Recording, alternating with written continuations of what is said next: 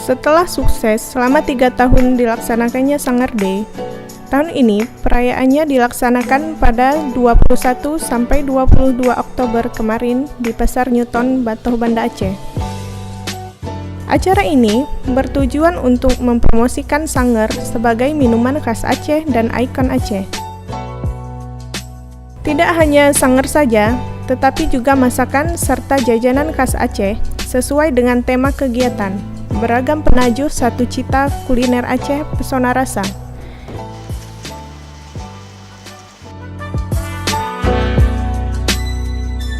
Kemudian pengunjung berkesempatan untuk menikmati jajanan khas Aceh secara gratis, serta makan siang gratis 1.001 piring sajian kuah belangong.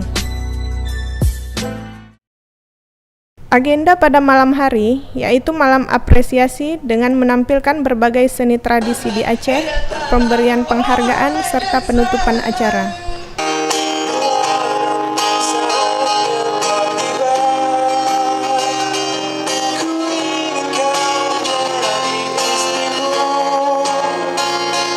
Semakin malam, acara tampak semakin ramai.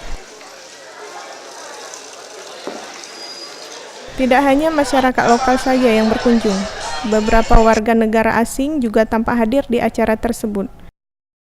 So me and a couple of the other bule here, we're in program Dharma Siswa, and we're here to belajar bahasa Indonesia 1 tahun. Kita tinggal di Unsia, di Universitas Unsia 1 tahun. It's wonderful. I'm having a really delicious Sanggar coffee right now. Coffee susu. It's really, really delicious. And I just had some delicious ayam goreng over there. Really, really good. And tried some different stuff that I can't remember the name of. So I brought a book, and the name is Boromrom. Coconut. It was so good. People, no complaints. People are wonderful. Very, very nice. Orang-orang manis. Very, very nice people. Acara ini dipersembahkan oleh komunitas Aceh seperti I Love Aceh dan Generasi Pesona Indonesia atau GENPI Aceh.